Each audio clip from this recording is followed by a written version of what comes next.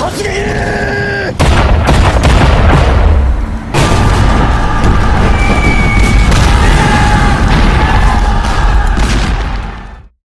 are currently looking at the major events that led up to the Pacific War, and today's episode is going to be on the many attempts at opening up Japan. Hey, you gonna open up the country or what? Now, if you're not already subscribed and or left a like, please do so, since this is a small channel and we could use all the help that we can get. So, when beginning to do my research on this episode, I quickly realized the rabbit hole it could lead into.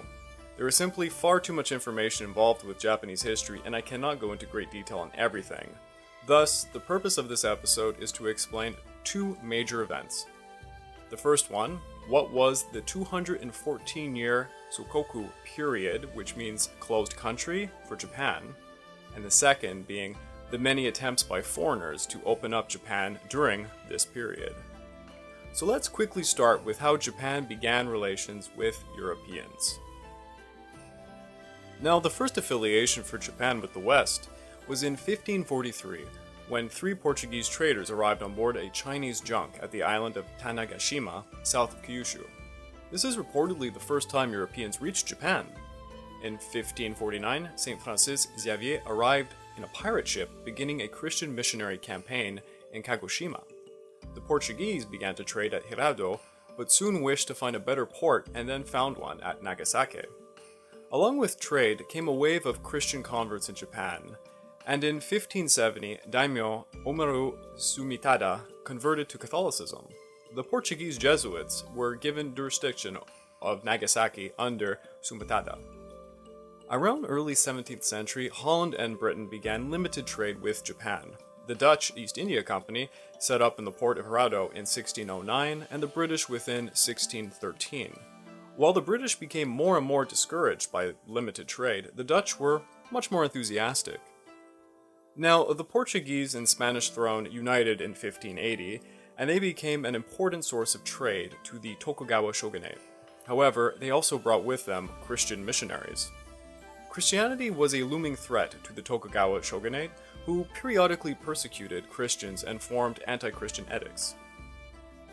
The Portuguese and Spanish seemed to bring more Christian ideology when they traded than their counterparts, the Dutch and British. Let's remember that Spain and Portugal were mostly Catholic, while the Dutch and British were mostly Protestant. The shogun at the time, Ieyasu, had a tough decision to make of foreign policy and trade. Ieyasu saw that Christian menace becoming more and more of a threat, and the Dutch began to fan the flames of that fear. The Dutch pointed out to him that while the Catholics wished to trade while pushing Christianity on them, the Dutch only wanted trade. With many Japanese converting to Catholicism, problems were eventually going to emerge. The Shimbara Rebellion was an uprising that occurred in Shimbara domain between December 17, 1637 to April 15, 1638. Uprisings were not uncommon in Japan, but this one was unique, as the Shimbara domain held many Christian Japanese. During the uprising, the Tokugawa Shogunate requested aid from the Dutch against the Catholic rebels, and they whom promptly supplied them with gunpowder and cannons. The Dutch wanted to show their form of Christianity was not the same as the Portuguese and Spanish, and to make a point, they helped shell from their warship Hara Castle, which was held by the Christian rebels. Take note, this is a time in history when Catholics and Protestants were pretty much at war with another, and it is rather a cheeky move that the Dutch would shoot at some Catholics in Japan. The shogunate quelled the rebellion and suspected European Catholics had been involved in its orchestration, and so he drove out the Portuguese and Spanish from Japan in 1639. Now, before the rebellion, the Tokugawa Shogunate had been building a man-made island named Dejima in Nagasaki for the Portuguese-Spanish traders. The idea was to limit the Christian influence by quarantining the traders on this man-made island, which was a 600 feet by 200 feet fan-shaped island connected to the mainland by a stone bridge with guards stationed on it. As a result of the expulsion of the Portuguese and Spanish, the island fell into the hands of the Dutch in 1641, and from 1641 onwards, Dejima was the only harbor that Chinese and Dutch ships were allowed to come to be in Japan.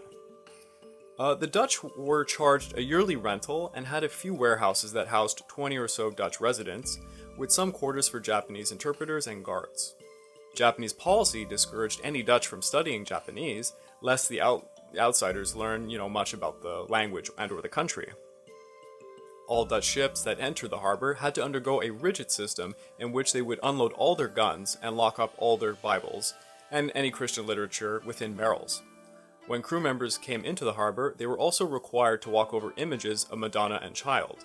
This was a test engineered by the Tokugawa Shogunate to stop Christians from entering the port. Now remember, the Dutch were Protestant, so this was not a sacrilege for them, unlike their Catholic counterparts. This was perhaps unbeknownst to the Japanese completely. The Dutch were forbidden from studying Japanese, and Japanese families living within Dejima were taught Dutch to be interpreters, a profession that was passed on for generations. The entire idea behind Dejima was for the Tokugawa Shogunate to be able to receive trade goods, and more importantly, outside global news on a yearly basis, without any chance of European influence entering Japan. The Japanese traded mostly for war-related materials, tin, lead, saltpeter, borax, curios, and sometimes luxury goods like deer pelts and spices, and even European items such as eyeglasses, clocks, and mirrors. In return, the Dutch usually traded for silver, copper, and Japanese porcelain. The ships took trips a total of 116 times in Tokugawa years, annually from 1633 to around 1764, and then biennially until 1790, when it became just about every 4 years until 1850. Tokugawa Japan enacted a policy in 1639 known as Sakoku. Sakoku literally meant chained country, and it was an isolationist policy that forbid Japanese from leaving the country under penalty of death, with very few, if any, foreign nationals being permitted to enter and trade with Japan at Dejima, like we were saying. Sakoku lasted 214 years, and Japan had very limited contact with the outside world, but note, this does not mean that they were completely isolated. Sakoku was implemented for a variety of reasons, but some of the major ones were to remove any religious and colonial influence from Japan, primarily from Portugal and Spain. During the Sakoku period, there were 4 domains that allowed minor trade with foreigners, and these 4 domains were the Izo, controlled by the Matsumune clan, current-day Hokkaido, which traded with the Ainu people. The Ainu are an indigenous group that reside in the northern island of Japan, and I might have more content later on them. But they were foreign to, let's say, the mainland Japanese. There was also Tsushima, controlled by the Shimazu clan, which traded with the Joseon dynasty of Korea. There was the Rikuku kingdom, which was controlled by the Shimazu clan as well, but it should be noted that Ryukyu was considered a semi-independent and thus quasi-foreign nation of its own. And lastly, the largest one we've been talking about was Nagasaki, controlled by the Bakufu, which traded with China, and as well as the Dutch East India Company. A lot of people with limited knowledge of Japanese history look at the closed-off period as Japan simply hiding away from the world, but this is not true. The Tokugawa leaders of Japan were maintaining this limited trade network with foreigners to obtain international news.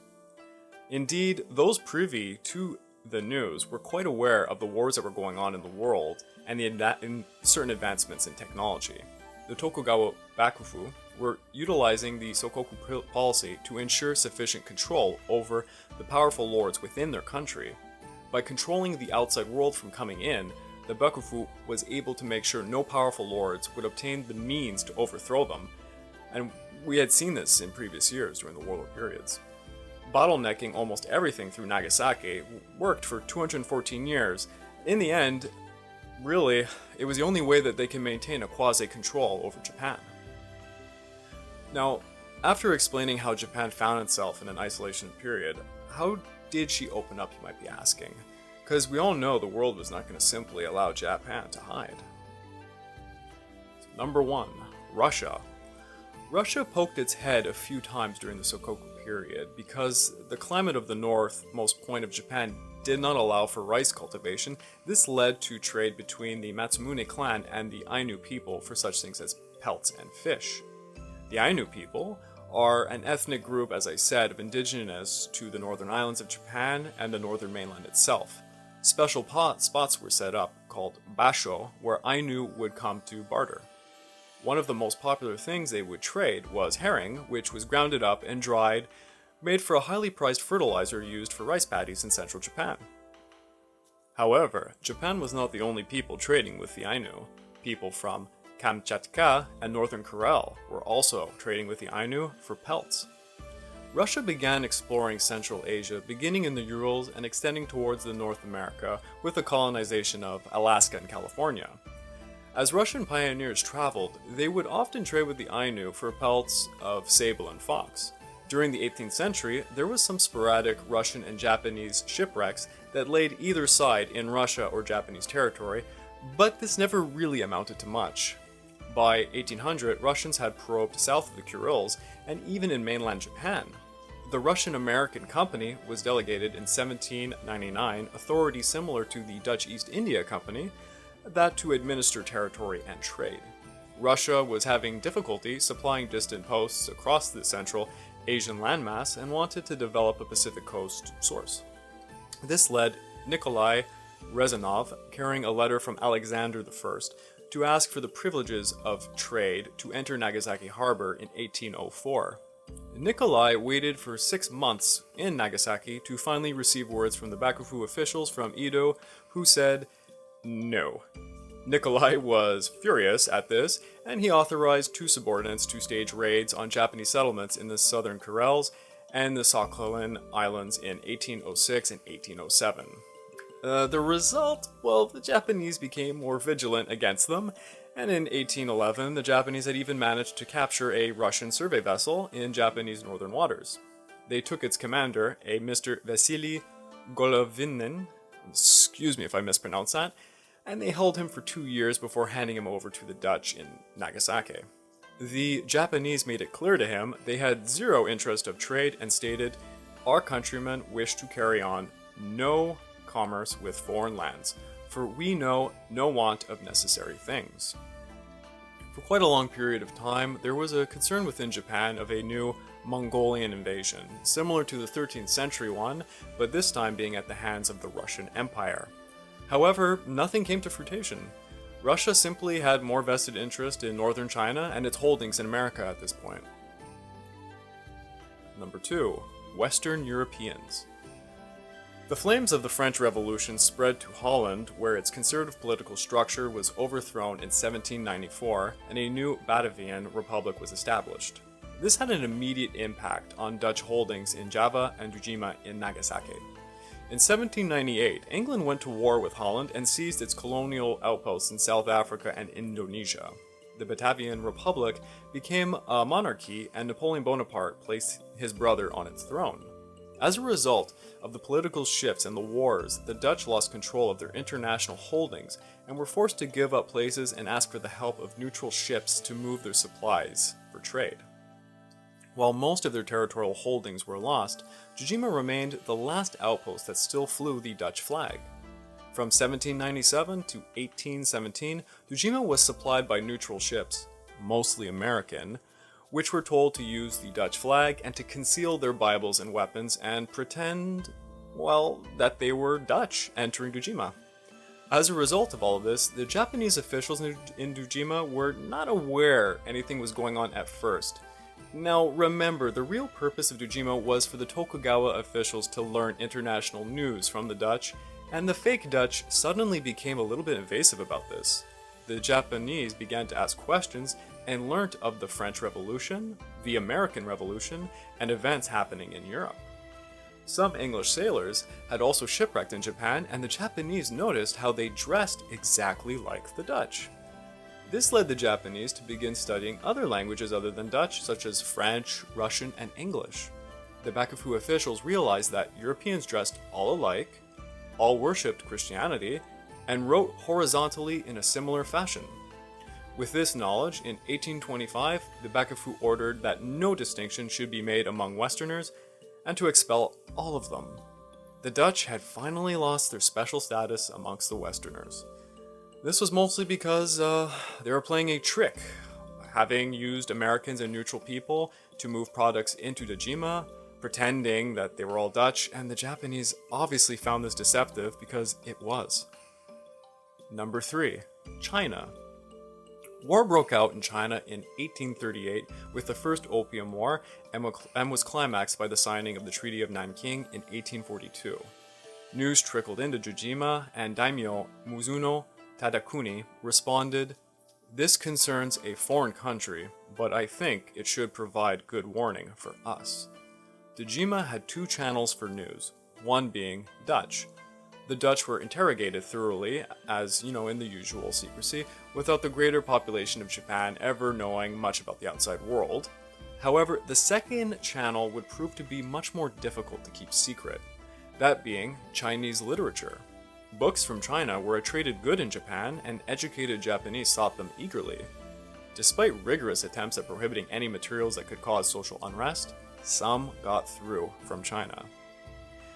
The samurai intellect Sakumo Shozan, upon reading of the British war with China, began urging for coastal defense. Bakufu officials began to question the Dutch at Nagasaki about the things they had learnt of the war. From the Dutch, they learnt of the size of the British force in China and its naval steam-powered capabilities. To this they responded, "Why have the Tartars," they're referring to Manchus, "lost, since they are said to be brave enough?" A Dutch responded, "Bravery alone is not sufficient. The art of war demands something more. No outlandish power can compete with a European one, as can be seen by the great realm of China, which has been conquered by only 4,000 men." This led Mizuno Tadakuni to revoke the "Don't Think Twice" edict of 1825 we previously mentioned. The official rationale given to the Dutch was that compassion had led the shogun to revert procedures. The truth was, Japan was trying desperately to avoid the likelihood of war. This led King William II of the Netherlands in 1844 to make a formal proposal to the shogun. The document was brought to Dejima by a special warship, the Palembang, and the letter expressed the king's appreciation at the Bakufu's revocation of the 1825 edict. The letter then explained that because of the Napoleonic Wars, a great need for trade arose, and this led England to war with China, a war that led to the death of thousands of Chinese and indemnity payments of millions. It warned that a similar danger would befall upon Japan, and the new world was being knit together by technology. The Japanese simply had no real answer to all this. They told him kindly not to write again, and that everything he said was impossible. Yeah. The Dutch warning, however, proved very accurate. By the time the Japanese had sent their response back, many foreign ships had come ashore at several different places in Japan, and it seemed that China had been the catalyst for opening up Japan. Number 4. America. America! Fuck yeah! America was driven towards Japan for a few reasons. Prior to the discovery of oil in Pennsylvania in 1858, oil was procured by the whaling industry, and many Pacific waters were busy with whalers. Some of these whalers ended up on the shores of Japan, and many of these shipwrecked sailors were mistreated. America joined in the competition for Chinese trade with the Treaty of Wangzhe after British blew down the door in China. With the advent of the steam engine, America required coaling stations en route to China, and, well, Japan was smack dab in the middle of that. So in 1845, the US representative to China was instructed to send a mission to Japan. Captain James Biddle arrived in Edo Bay in 1846 with 2 ships, hoping to open relations, but the Japanese told him that foreigners must go to Nagasaki. Since James did not have authorization to use force, he simply withdrew. Then, the famous Perry expedition of 1853 was more carefully prepared. Commodore Matthew C Perry was given these objectives when visiting Japan on July 2nd, 1853 in Edo Bay. To protect seamen and property, permission to obtain supplies, find a possible depot for coal, and permission to enter one or more of the ports for the purpose of trade. Perry was told if, having exhausted every argument and every means of persuasion, the Commodore was to change his tone and show determination of the US for protecting their seamen. Hey, you gonna open up the country or what? Jeez, Japanese folks are so stubborn. I'm seriously tired of waiting. So yeah, Perry never changed his tone. He actually began talks with the Japanese by sending them white flags and a harsh letter. You're so pushy. We have our reasons, you know. Yeah, like whatever. You forced me to use my secret weapon. A weapon? Failure to meet his demands would bring on war to Japan, and they would certainly lose. And in the case of losing that war, they would have white flags he provided to surrender. What a guy. Perry had come with 4 ships mounted with 61 guns, carrying over 967 men. He had passed by Naha on the way to Edo Bay and made a note to Washington that America might be better off taking the Rikuku Islands for themselves. The American ships were 6 to 10 times larger than any Japanese ship, and their dark hulls earned them the name Kurofune, meaning black ships. I hope I pronounced that right, excuse me, Japanese audience. Now, Perry was told to go to Nagasaki, but he told the Japanese he had a letter from the President of the United States for the Emperor of Japan, and he would not deviate from those orders. By the time arrangements had been worked out for delivering the letters, the shore was lined up with thousands of Japanese soldiers.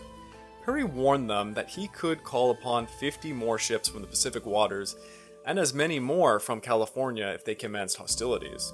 The Japanese allowed the American landing party to enter, and the Americans began marching between the Japanese soldier columns. Perry noticed the weapons they had were 17th century-like as he walked on to the meeting place. The meeting was formal and long, being translated back and forth from English to Dutch to Japanese. Perry was eager to return to Chinese waters to replenish his supplies that were quite low, and he announced to the Japanese he would return in April or May to receive their response to the letters he had delivered. Anyway, I've got some stuff to do, so I'm gonna bounce. I'll hit you up again next year. Let me know when you're ready to open up the country or what else, okay? Perry returned in February, sooner than the Japanese had expected. This time, Perry brought a much larger force with 3 steamers with him. Again, the Japanese demanded he come ashore at a specific location, such as Uraga, which was far from Edo. Perry demanded he come ashore at Kanagawa, near present-day Yokohama, and had his way. In a similar fashion to last time, Perry and his men marched between rows of Japanese soldiers.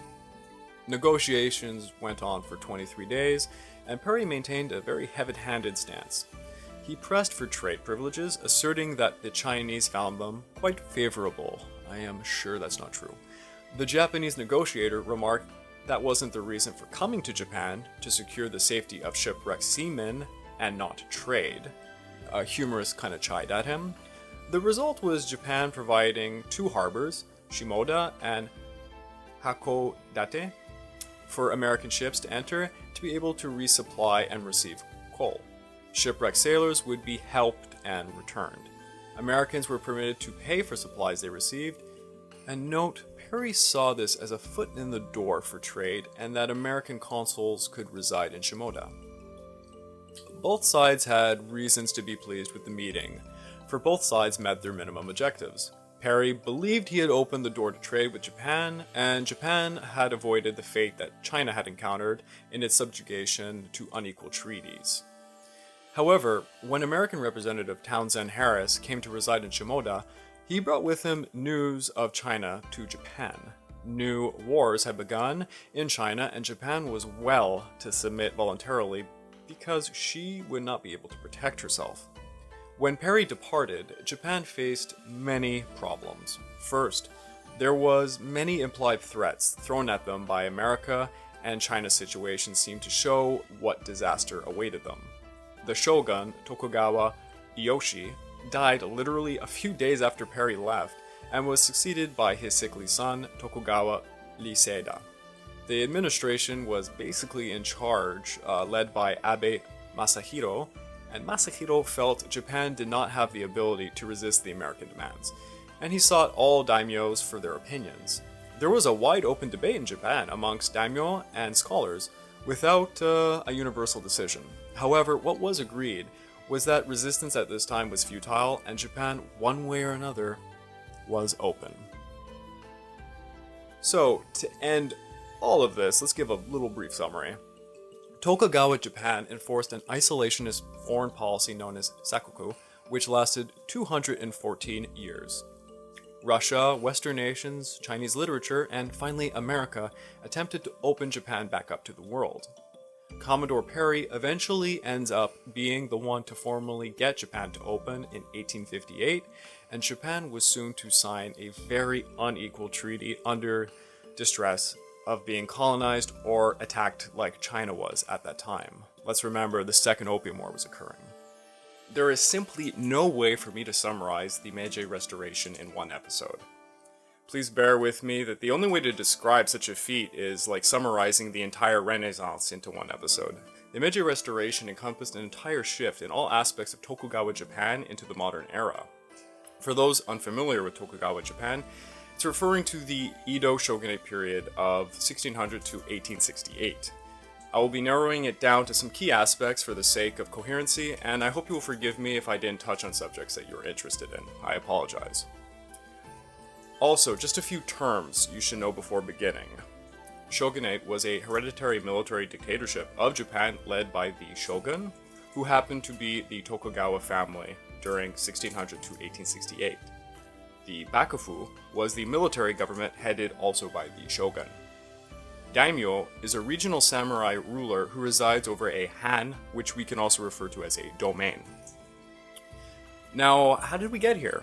Reminder, my previous episode spoke about this, but here's a loose summarization. Tokugawa Japan enforced an isolationist foreign policy known as Sakoku, closed country, for over 214 years.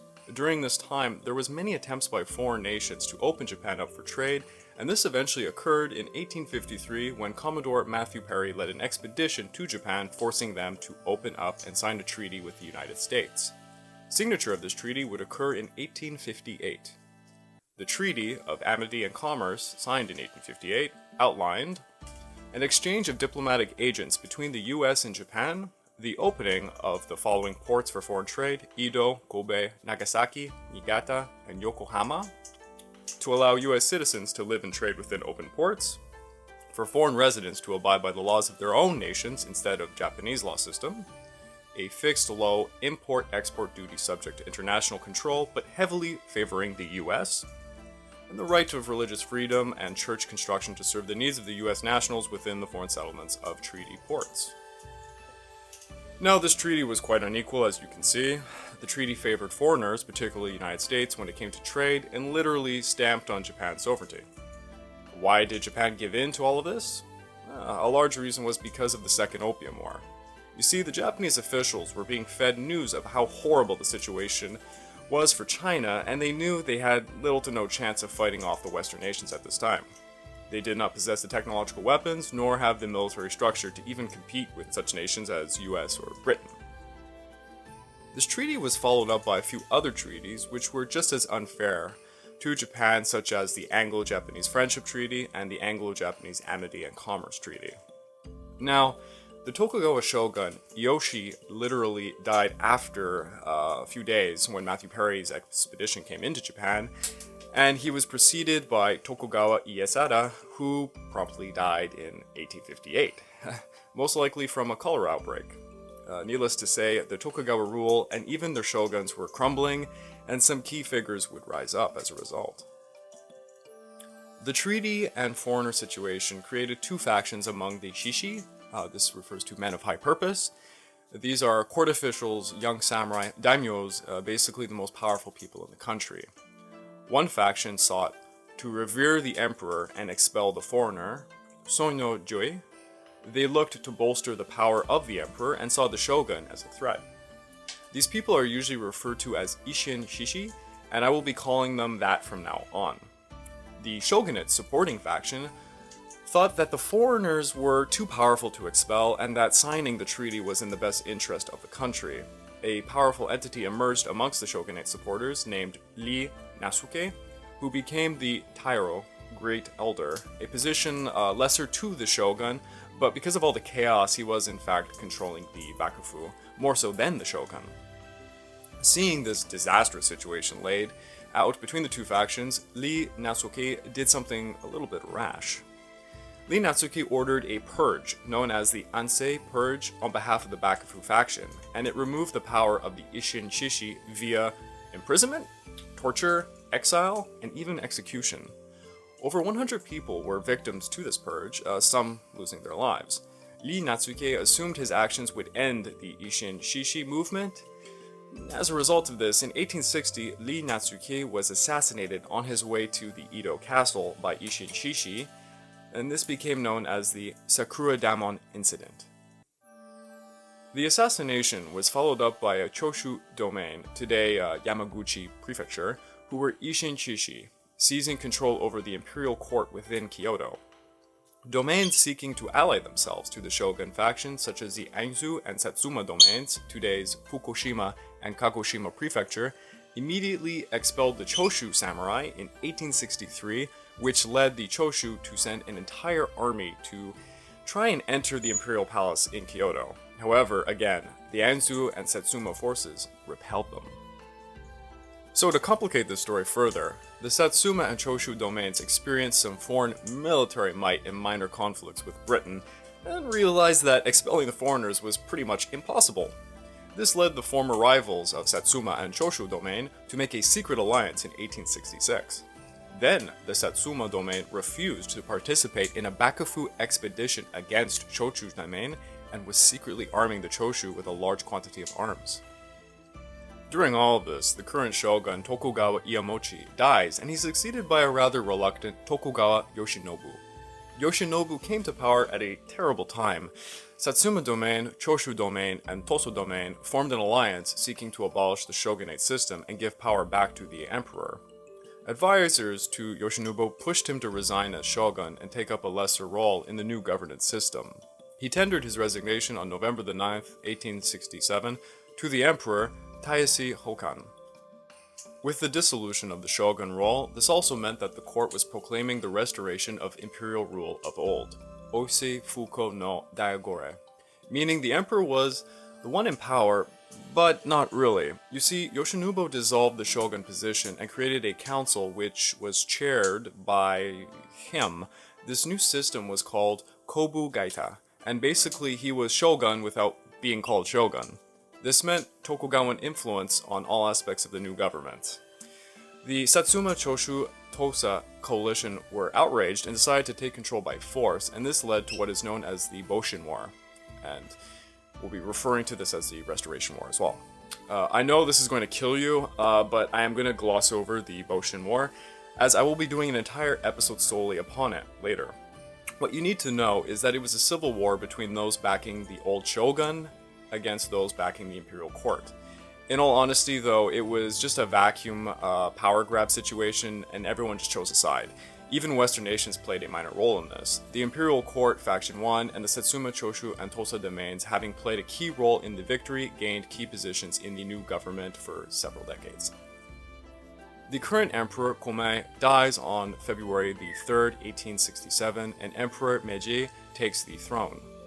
On September the 19th, the name of the city of Edo was changed to Tokyo, meaning Eastern Capital. This new era would be called the Meiji, or Enlightened Rule, after, of course, the emperor's name. On April the 7th, 1868, the emperor was presented with a charter oath, and the charter oath consisted of 5 points. Deliberate councils shall be widely established in all matters decided by public discussion. All classes, high and low, shall unite in vigorously carrying out the administration of affairs of state. The common people, no less than the civil and military officials, shall each be allowed to pursue his own calling so that there may be no discontent. Evil customs of the past shall be broken off, and everything based upon the just laws of nature. And knowledge shall be sought throughout the world so as to strengthen the foundations of imperial rule. The Charter Oath was the first major reform that would change the Tokugawa Shogunate system into a new Meiji era. The Meiji Restoration was done specifically to thwart the very real threat of Japan becoming colonized, occupied, and exploited economically by Western nations. The idea was, in order to not be bullied, Japan would simply become a modern world power, like the nations posing threats to it. Now, like I said, at the beginning of this episode, I can't cover the Meiji Restoration A to Z. I want to focus on a few key aspects that make up the Meiji Restoration, which also happen to be the official motto of the new Meiji government. They were Bunmai Kaika, Civilization and Enlightenment, and Fukuko Koie, Enrich the country and strengthen the army. Basically, this is, civilization, enlightenment, and governance, military, and economics. These are the main points I want to talk about. There is a ton others, but I simply can't go into them. So, first, centralization and the new political government, Bunmei Kaika. So, during the Tokugawa-led Edo period, Japan was under a Bakufu Han system of governments. So before I start, I'm just going to put an overlay of useful terms in a diagram because this is going to get very confusing for the audience who are not knowledgeable in such things. So looking at the diagram, you can see it is a feudal class society with two large orders, the Bakufu central political government and the Shogun military structure. The ruling class are samurai, military men permitted to carry a sword, followed by farmers, craftsmen, and merchants. The Bakufu central government in Edo had absolute political power over the Han's local government domains. The shogun gave daimyos land to rule. In return, the daimyo pledged loyalty to the shogun. Despite how centralized this looks, economically it was a mess. Each Han was able to decide its own tax rates and other economic regulations without much Bakufu say. The only real thing keeping it all together was the Saikin Kotai system. The system was a requirement of all daimyo to alternate their residence from their respective Han and in the court at Edo. Basically, this meant they would leave their families as hostages each time they were alternating. It was a feudal hostage system, something that's actually seen in some European societies at this time. So after the Charter Oath was promulgated, a general outline for Japan's development and modernization was set. This was to be a mixture of Western concepts and the revival of ancient Japanese structures of bureaucracy. Fuko, a return to antiquity. In order to create the massive cultural change they sought, the new Meiji government sought to learn as much as they could from the most developed nations of their time. The famous Iwakura mission of 1871 to 1873 was a diplomatic voyage to the West made by Japan's government high officials, accompanied by many students and highborn tourists as they could muster. The aim of the mission was to gain recognition for the newly reinstated imperial dynasty under Emperor Meiji, to change the unequal treaties that have been signed with Western nations, and to explore all aspects of these Western nations, whether it be political, military, education, or economics. So after the Boshin War was concluded, the daimyo of Satsuma, Choshu, Hizen, and Tosa surrendered their armies and domains to the emperor. Other daimyo quickly followed. Well, they were forced to, as all the daimyo were reappointed as governors to their respective domains, which were now subdivisions to the new central government.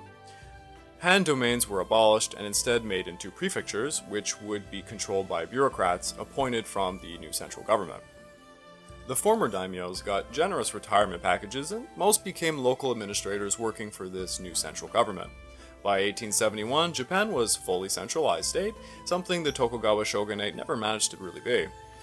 The central government allowed the creation of consultative local assemblies, which provided the common Japanese opportunities to participate in politics, but most importantly, not to have the ability to challenge the authority of the central government.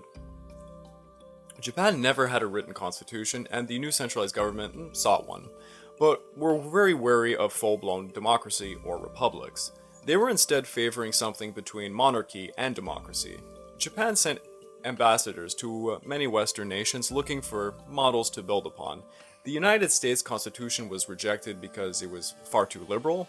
France and Spain's models were rejected because they seemed far too draconian and absolute. Britain's Westminster system seemed to be too unwieldy and granted too much power to Parliament for their liking. The Reichstag and legal structures of the German Empire, more specifically that of Prussia, proved to be the most interesting model for Japan's new constitution. Thus, a cabinet was formed in 1885 headed by Ito Hirobumi, as the first Prime Minister of Japan. Many foreign advisors, particularly German ones, came to aid Japan in building its model.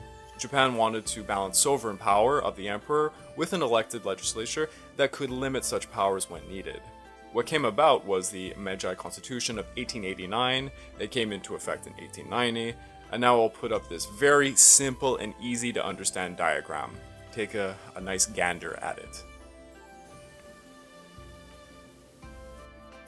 The organizational structure was heavily influenced by Prussian and British structures, notably the House of Representatives.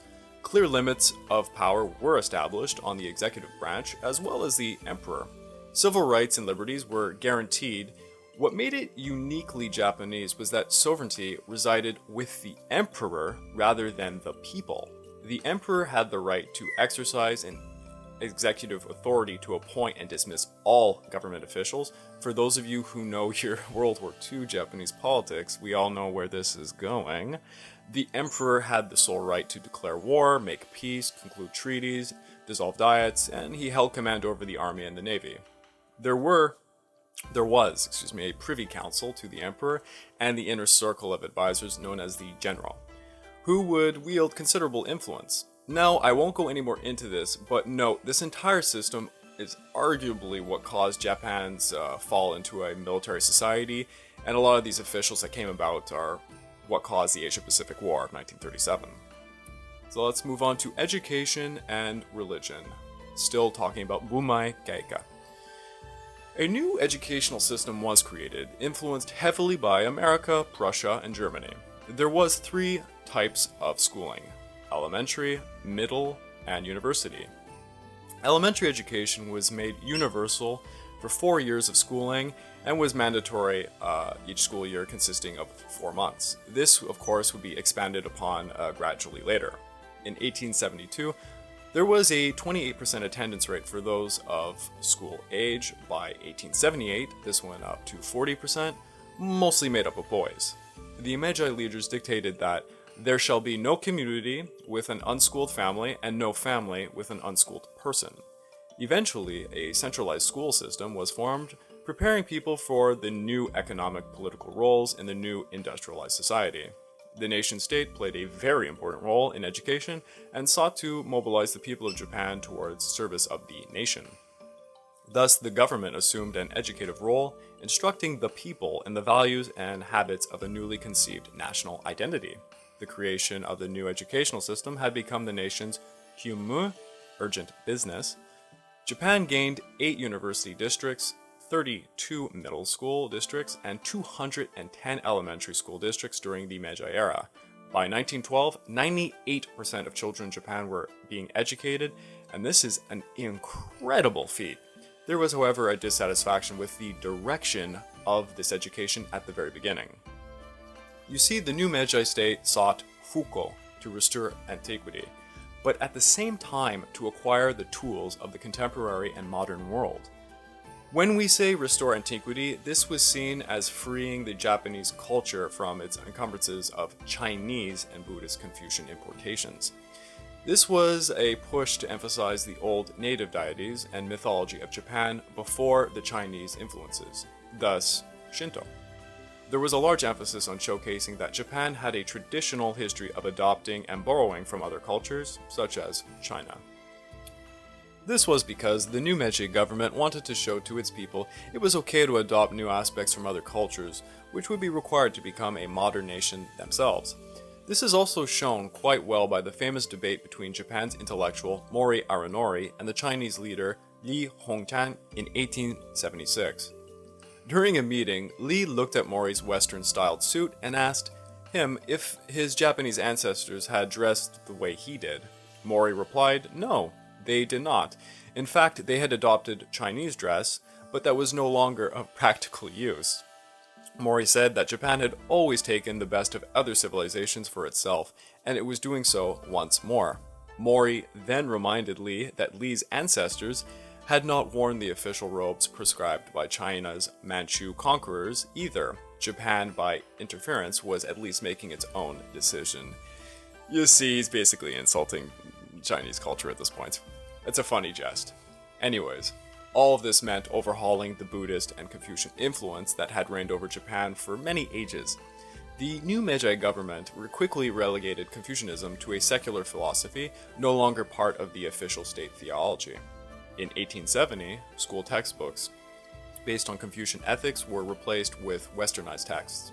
In 1890, the imperial rescript on education was signed by Emperor Meiji, and this articulated the government policy on the guiding principles of education on the new Meiji Emperor of Japan. It emphasized the common goals of rapid modernization, which meant westernization, with the support of the imperial institution. There was a pushback and a call for reviving the principles of Confucianism as a guide of education and public morality. However, the proponents of the modernization of Japan felt this would encourage a fall back into feudalism. The rescript in many ways was a compromise. It pushed traditional ideals of Confucianism with the new national interest highlighted by the Constitution. Despite the Religious Freedom Declaration, there was a campaign against Buddhism in order to promote Shinto and more specifically to separate Shinto from Buddhism, which were intertwined during the Tokugawa years. A synthetic great teaching was created to produce patriotic and ideologically malleable subjects. It was ostensibly non-sectarian and national with a Shinto-centered focus. There were three main instructions. Revere the gods, kami, and love the country, clarify heavenly reason and the way of humanity, and revere the emperor and respect the court. Preaching guides focused on paying taxes, complying with rescripts, education, a solar calendar, military buildup, fukoko kiyome, and importation of Western learning and modern civilization. Japan's rapid industrialization and economy, fukoko kiyome, enriched the country and strengthened the army. Now, I previously mentioned that many Japanese went out to Western nations to look for models to base their culture changes upon.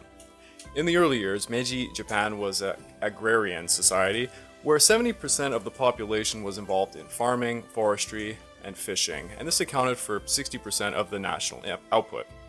Japan's Industrial Revolution began in textiles, particularly with silk, but also with cotton. During the early Meiji Era, nearly half of Japan's imports came from Britain in the form of cotton and woolen goods. By 1890, Japan's textile work began to dominate its home market and overthrew the British, Chinese, and Indian textile work that had strangled them. Japan began to ship its textile products overseas, particularly to other Asian nations, and the unequal import-export situation began to fix itself. Japan used steam-powered mills to produce their goods, which meant they needed coal. The demand for coal led the Meiji government to build factories, shipyards, chemical industries, mining, railroads, and ominously, many munition factories. The Meiji government first set up model factories in most industries, but soon embraced the capitalist system of Britain and America. The private sector exploded with aggressive entrepreneurs and financial business conglomerates known as the zaibatsu, guiding the nation alongside the government, all borrowing technology and ideas from the West. The Industrial Revolution of Meiji Era Japan was a policy of catching up to the modern world and a joint effort between the central government and private business. Here are some numbers to give an idea of how monumental this all was. The Japanese population working in agricultural shrank from 75% in 1872 to 50% by 1920. The population rose from 34 million in 1872 to 52 million by 1915. Raw silk production and export went from 646 tons in 1872 to 9,462 tons by 1915. Coal production went from 0.6 tons in 1875 to 21.3 tons by 1913. The merchant fleet size of 26 ships in 1873 became 1,514 ships by 1913, and the length of the train track from starting about 29 kilometers in 1872 went to a whopping 11,400 kilometers by 1914. Now, before you look fondly at all of this, do remember that the Japanese laborers suffered immensely during the rapid industrialization process, just as laborers in Europe and America had during their own industrial revolution. Japanese miners lived in barracks and worked 12-hour shifts for very little pay and in the presence of guards who made sure they did not slack off. The agricultural sector of Japan's economy was bearing the brunt of the taxes to pay for the cost of modernizing and industrializing the nation. 1/3 of Japan's arable land was farmed by tenants, and the average tenant paid about 60% of his crop to the landowners as rent, half of which went to the government as a land tax, and 40% of farmers who owned their land had only 1.1 acres or less. On top of all this, the peasants were very unhappy and being drafted into the military. This became known as a blood tax. In order to create a sense of identity with the national interest, the Meiji government needed to drum up its people with a sense of loyalty and service to the emperor. And now we've come to the military. Fukuko Kyoe. The modernization of the Japanese military during the Meiji period should come to no surprise. It was a direct response to the growing threat of Western colonial powers. Similar to other aspects we discussed, they looked at military models from Western powers. Small arms and artillery had been imported into Japan from Europe during the mid-16th century and were used extensively in Japan's civil wars. The Sakoku period had dampened the trade network, however, the arms developed and lagged during the Tokugawa years as a result. In 1868, the Meiji government established the Tokyo Arsenal, where small arms and ammunition would be manufactured. The first military academy was established in 1868 by Masujiro Umura in Kyoto. Umura is regarded as the father of the modern Japanese army. He sought to introduce conscription and military training for commoners rather than relying on the hereditary feudal force Tokugawa Japan had relied upon. Many conservative samurai opposed this, obviously, because it would end their only source of livelihood and their position within Japanese society.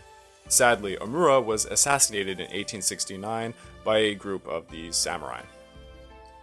When Emperor Meiji assumed power of the state, he ordered the formation of an imperial guard to protect himself and the imperial family. The imperial guard was organized and trained along French military lines, consisting of 12,000 officers. In 1873, the conscription laws were passed requiring every able-bodied male Japanese citizen, regardless of social class, to serve a mandatory 3 years of military service. This effectively ended the samurai class and caused a social unrest which eventually saw a large conflict known as the Satsuma Rebellion, also referred to as the Sianen War. Again, like the Boshin War, I will be covering this in another episode, and it'll be very awesome. I just simply can't speak about it here. I am very sorry to the audience, but we can't go into this. Now, in conjunction with the new law, the government modeled their ground forces after the French military and used these same rank structures. The French government contributed to this by helping train the Japanese officers. Before the Meiji government came to be, it was actually the Shogunate who in 1867 asked France for help. The French sent 18 personnel to train 11,000 infantry of the Shogunate. However, as time went on, and particularly after the Franco-Prussian War of 1871, the Meiji military began to be more influenced by the Prussian model. By 1878, Yamagata Aritomo pushed for the military to adopt the German military system. Gradually, the military switched from the French to German system, and one of the important changes was the adoption of the division of the army into 2 chains of command, administrative and operational. In 1872, the military was divided into the Army Ministry and Navy Ministry. Japan built its first steam warship in 1863 called the Chiyoda-gata, which was a 140-ton gunboat. In 1870, an imperial decree determined that the British Navy should be the model for development, and a second British naval mission to Japan, which is known as the Douglas Mission of 1873 to 1879, was led by Archibald Lucius Douglas. The mission laid the foundations of naval officer training and education. France also played a part during the 1880s. They influenced a doctrine favoring small, fast warships such as cruisers and torpedo boats against bigger units. As a result, the Meiji government began building 48 warships, 22 of which were torpedo boats in 1882. In 1882, there was an imperial rescript calling for an unquestioned loyalty to the emperor by the new armed forces. It also asserted the commands of superior officers to be equivalent to the command of the emperor himself. This meant top-ranking military leaders were given direct access to the emperor and authority to transmit his pronouncements directly to the troops. As you can imagine, this eventually would blur lines between political leadership and military. The military remained untested in the early years, so in 1874, Japan launched a military expedition on Taiwan to assert their claims to the Ryukyu Islands. You see, a Ryukyuan ship had shipwrecked on Taiwan in 1871, and the crew were massacred, giving Japan a pretext for their expedition. Please note that this expedition is known as the Mudan Incident to the Chinese. Japan did seek diplomacy with the Qing dynasty before invading, but the Qing court rejected their demands for compensation for the dead crew mates on the grounds that the Taiwanese were raw and wild natives who performed the massacre. Although the Japanese forces successfully invaded Taiwan and got the Qing government to pay an indemnity fee of 500,000 Kuping taels of silver, it should be noted that it was a colossal mess. More Japanese soldiers died of malaria, over 550 by estimates, than they killed of the Taiwanese tribal forces, casualties around probably 89. Regardless, Japan did occupy Taiwan and take one of its first military jabs at China. Then, in 1877, there was the Satsuma Rebellion, which I had already mentioned previously, and I will cover that in another episode. What you need to know is that the Conscription Act allowed Japan to gather more forces than the ex-samurai-led rebels, and they quickly overwhelmed them. So, like all of my other episodes, let's try to summarize everything I just said. Japan underwent one of the most incredible rapid societal changes in human history when it went from Tokugawa-run Shogunate Japan into the Meiji Era. All aspects of Japanese society changed, and it was a dichotomy between a return to antiquity, Fuko, and to modernize using the very best aspects Japan could find from other developed nations. The shift was messy, and quite a few rebellions occurred, such as the Boshin War and the Satsuma Rebellion. The modernization process gradually took on a militaristic theme, which after the Meiji era was absolutely dominant over all aspects of Japan, and the Japanese Empire as we see it in World War II eventually came to be. I really hope you like this brutal summarization of the Meiji Restoration, and I know I probably didn't cover a lot of aspects that you would like. Maybe you wanted a more militaristic look at it, maybe you were interested in the economics. I tried to find somewhere on the grounds of touching the most important aspects, and of course I didn't touch the two largest wars that happened, the Boshin War and the Satsuma Rebellion. But like I said, the reason I did this was because I want to dedicate full episodes to them, and they will be coming up rather soon, so stay tuned for that, because it's going to get good. And for you Westerners, I am going to talk about The Last Samurai. It does have some story involved in the Satsuma Rebellion and the Boshin War a little bit, and it'll be an interesting, eye-opening experience for those who didn't realize that that ridiculous movie is based loosely, and I say loosely, off some stuff historically. This has been the Pacific War Channel. And can I get my bird to say something? Failure. Over and out.